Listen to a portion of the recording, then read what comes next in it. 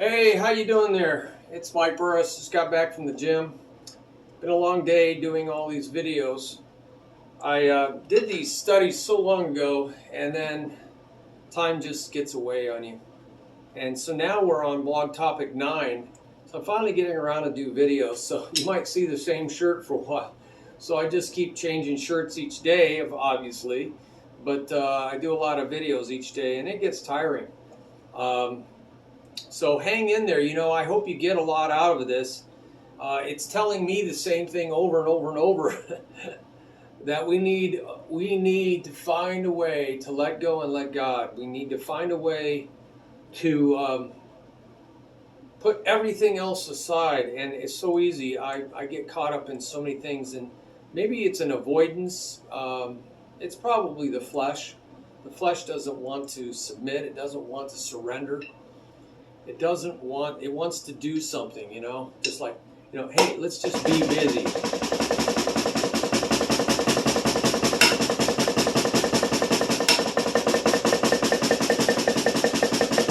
That's busy.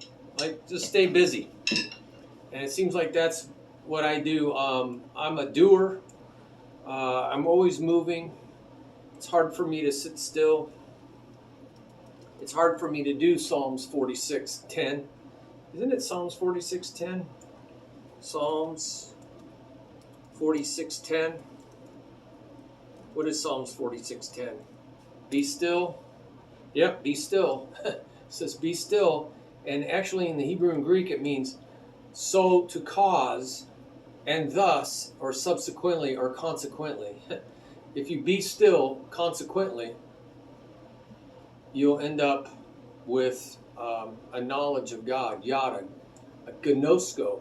That's the word we keep seeing, right? Well, here, blog topic 9.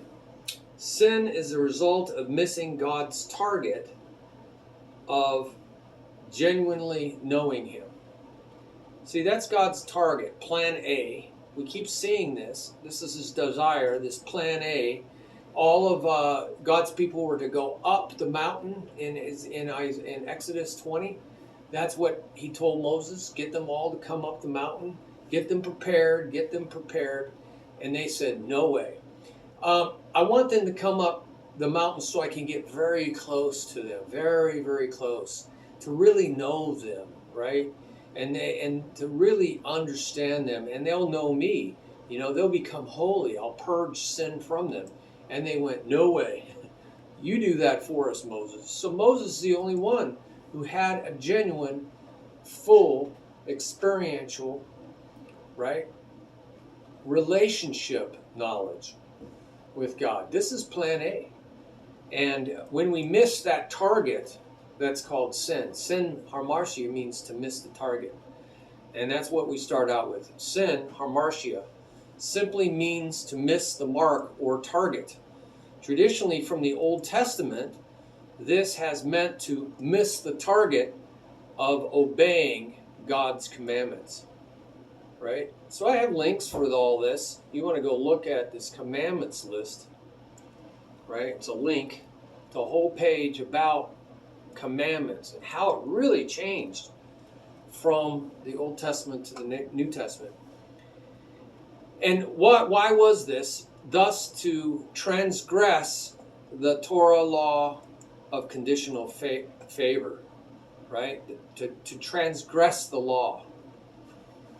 But Paul in the New Testament now defines sin as whatever does not proceed from trusting, relying faith. Whatever does not proceed from trusting, relying faith. And that's powerful. What does not come from. And he said this in Romans 14:23. So you can go to this tool called Bible Gateway, and you can actually go and look at the original language, and you can put in Romans here. It's been having problems. There's Romans, and it says 14.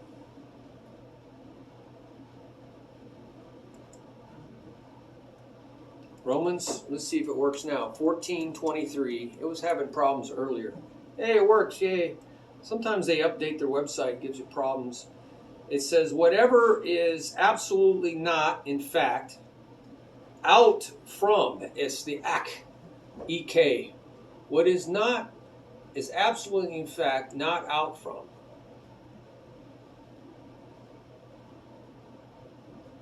Yeah. Whatever, it's not does not. See, this is the case. This is from the English Standard Bible, which is considered a formal equivalence of the Bible, but it is not accurate. Here we can say, whatever that is added into the text, so I'll put that in brackets because the verb is supplied, that absolutely,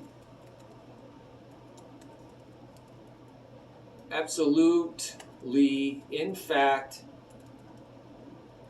not out from, it says faith, which is trusting, relying faith. Whatever is not out from, does not come out from faith. Sin, right, is whatever that absolutely, in fact, not out from faith, right? It says is, now that this is presently and ongoingly, and actually it's in the indicative mode. If you want to know what all these things mean, you can go to Classic Net Bible and just click on those things. Is sin.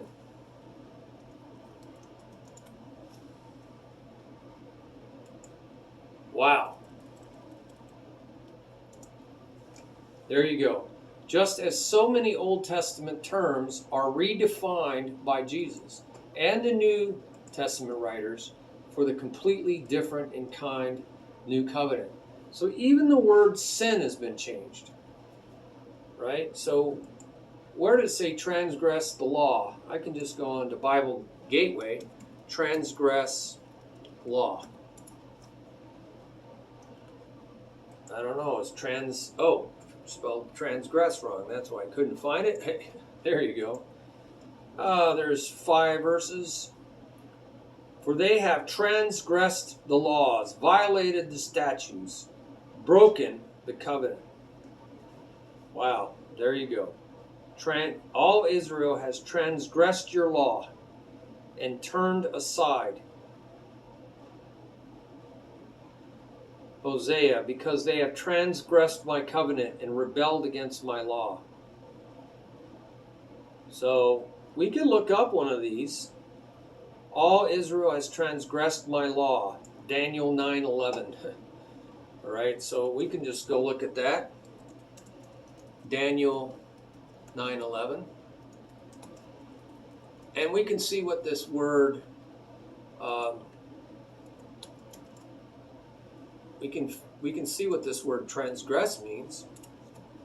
Do we trust English? I don't. I don't trust that 10-foot pole. So let's go look in Bible Hub, Daniel 9:11. Of course, if we want to see it in the Greek, the Hebrew is abar. So we'll just put that, abar, A-B-A-R. And that means to pass over or through, to pass on, to pass over, to cross over, like crossing over a border, to pass over one's head, passing over the head, passing over. It means overstep or transgress with accusative of covenant. So it's, or a commandment. So it's to overstep, right? To pass over, to step over. So that's what transgress means. It means to step over. So you see the rules, and you just step over it. Well, we can also see what they chose by choosing APB, which is the Polyglot Bible. Apostolic Bible Polyglot, and we can look at that 9:11 in Greek. And I like this instead of the Septuagint because I can see the Greek words better. You can they're laid out better as an interlinear. And it says here, violated your law. So it's the word parabino, Parabaino.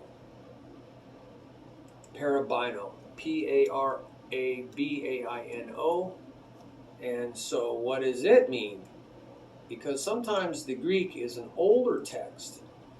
Now that's tricky to know if this section is older than the Hebrew, but in many cases it is.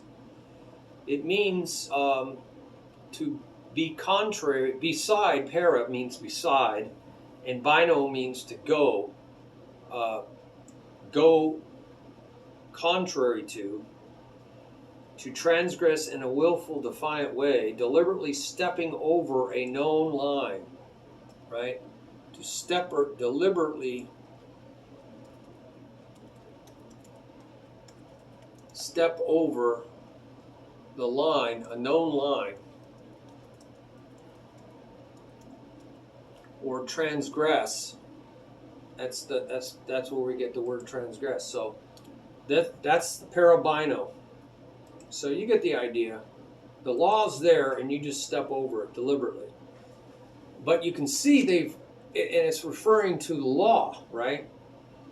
The law. It's these 613 commandments, right?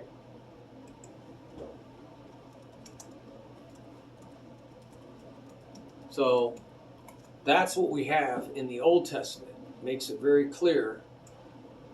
But in the New Testament, it means anything that is not from or out from trusting, relying, faith.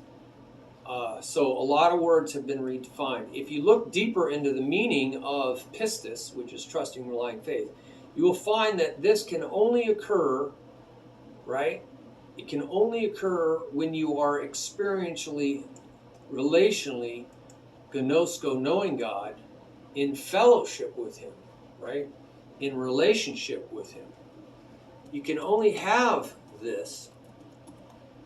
It's a relationship word. See, it's not a mental agreement word like we look up believe in English. See, the Bible was not written in English. Therefore, Paul is saying that sin, if you go to the faith page, you'll see that it's a relationship word. Therefore, Paul is saying that sin is indeed missing the target of having this intimate fellowship kind of knowledge with God. It's this intimate relationship knowledge. That is the sin. That's when we don't have faith, right? Peter says that not being koinonia partakers in the divine nature in order to escape results, right? In order to escape koinonia partakers in the divine nature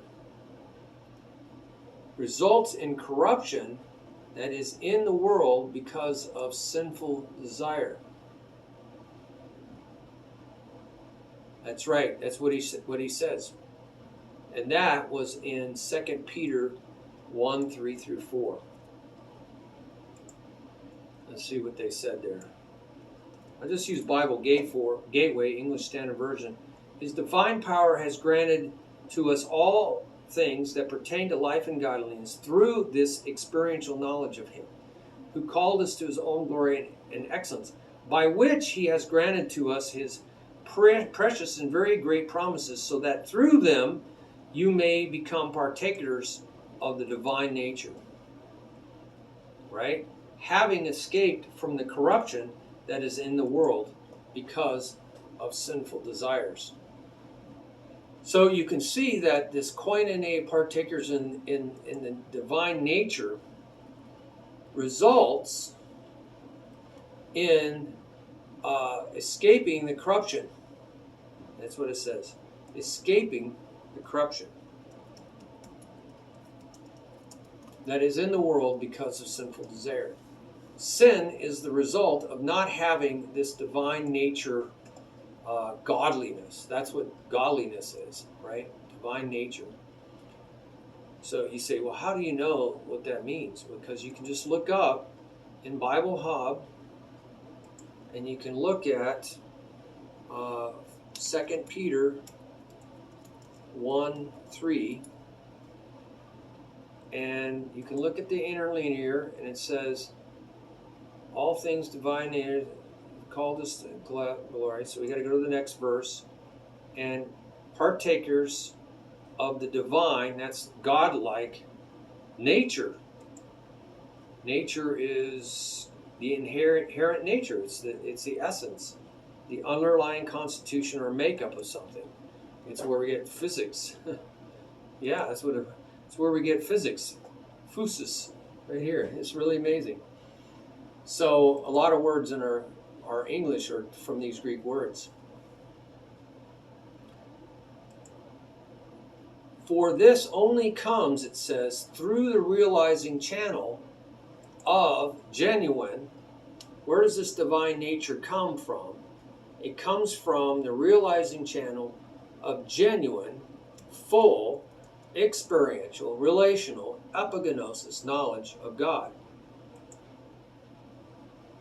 Yeah, it says, by which he is granted to, it says, and this, that pertains to life and godliness through the knowledge of him. Right? This godliness, it says, only comes through the divine realizing channel of genuine, full, experiential, relational knowledge of God. Thus, divine nature godliness flows through the canal or channel. Right? It flows through a channel of this intimate partaking or relationship type of knowledge. And this is koinonia. Koinonia, this intimate koinonia. And so you can go to that link and see that's what koinonia means. It means an intimate partaking relationship type of knowledge. That's what it means, koinonia. It's an intimate partaking relationship type of knowledge.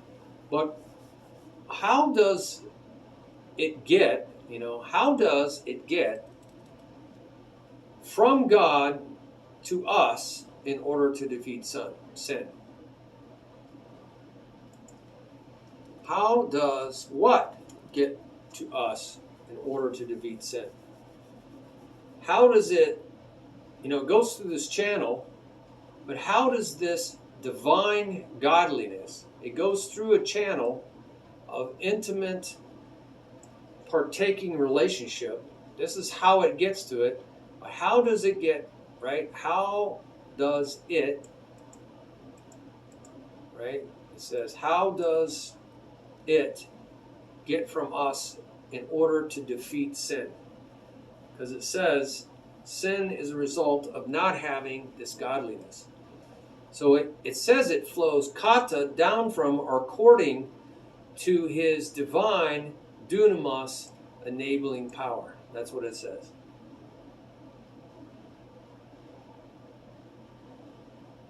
That's what it says. Which we know from so many other places in the New Testament is God's Holy Spirit. His divine power has granted to us all things that pertain to life and godliness, through the knowledge of him who called us to his own glory and excellence. See, he's calling us up there to his own, by which he has granted to us his precious and very great promises, so that through them you may become partakers of the divine nature, having escaped from the corruption that is in the world because of desires. And where does it say the Holy Spirit?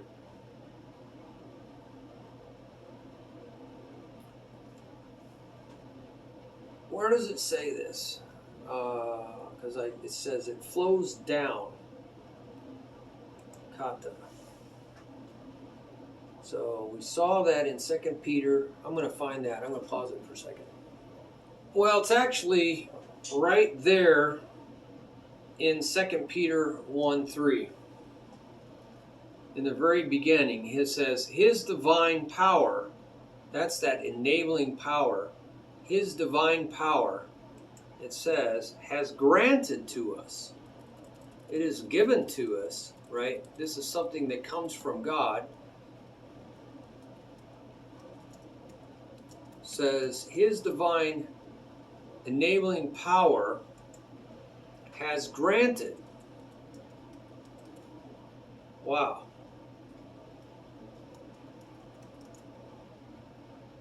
That's what it was. His divine power, His enabling power, has granted to us all things. Does that mean everything? Be it BMWs and everything? No. That, this is the qualifier, pertain to Zoe, genuine life, and connected to this or coupled, godliness. That's that divine nature, right? And that's through the channel, right? Through the realizing channel of the divine nature, through the realizing of God. That's where it came from.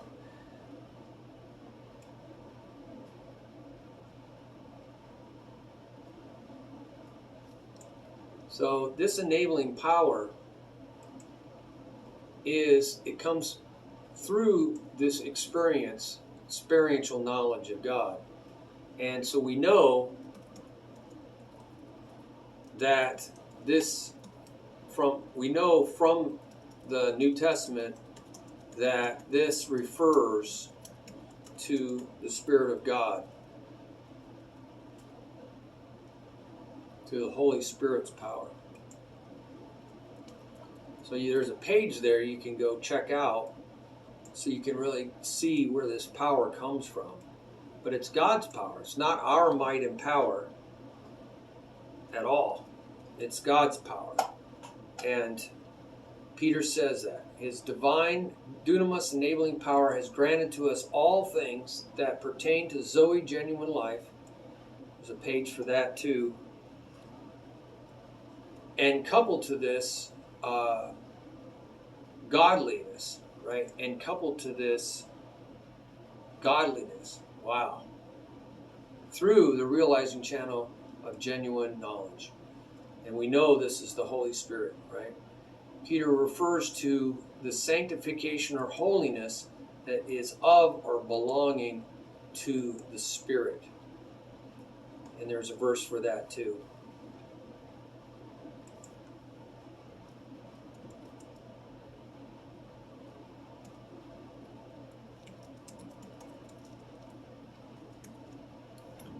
So now we know where this is all coming from. Paul talks in Romans 1:21 through 28 about the fall of mankind into mental depravity, leading to every type of physical depravity, exactly because although they were having this. They were having this. This is something that they once had, and that was experiential, relational knowing of God. That's something that they once had.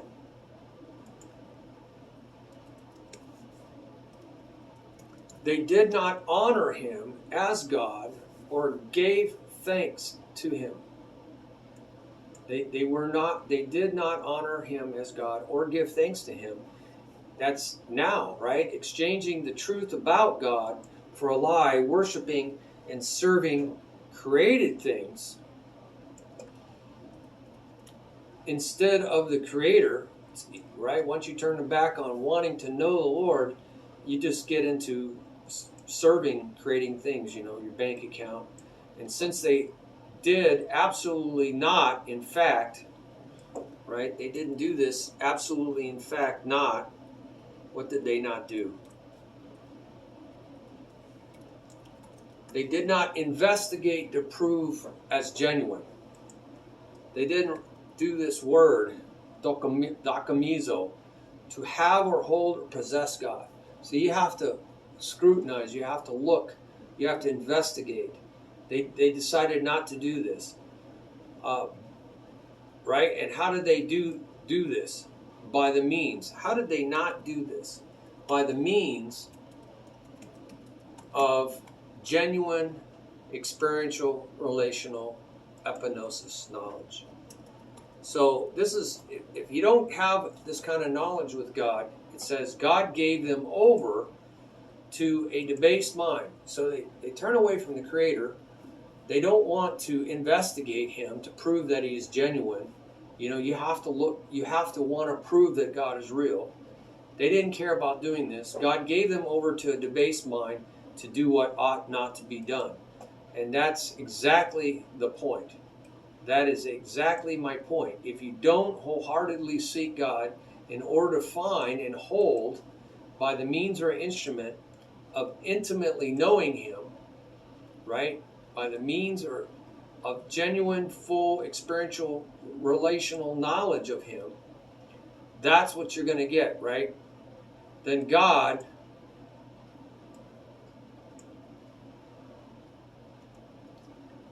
simply will let you go on doing your own thing towards all kinds of sin.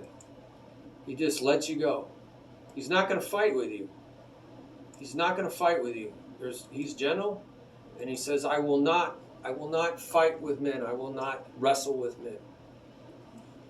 Now, you can search after Him, and it's a whole nother story. It says, I and many others have asked this question. Why doesn't God refuse to let go of us? Why doesn't He force us to hold on and stay close beside Him? Doesn't He say, I will never leave or forsake you? He says that. There's a verse about that. Because this would, and why? The answer? The answer is this. Because this would violate our free will. That's why. And simply make us slaves of God, much like the angels are. But we were created in His image. That's freedom.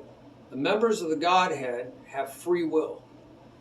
But they said they created us in our image after our likeness. Right? The Godhead is a triune Godhead. How could they then take our free will away from us? So that's the answer to that question. But more importantly, this would violate His essentially infinite, unconditional, loving nature. There's verses for all this, which infinite gentleness is a key characteristic or flavor of. God is infinitely gentle, just as He is without measure in all His qualities, right? Without measure in the Spirit, which is defined by all these qualities. Just as Jesus is infinitely gentle, just as is His Spirit. There's verses for all this. That's the reason we should be, as followers of Christ, especially, right? This is the reason that we should be gentle as followers of Christ. Especially if you are going to be in ministry. So there's verses about being gentle, especially if you're going to be in ministry. And I have a video that I made a while back about being gentle with yourself as you learn. So there's a lot of verses here you can look at.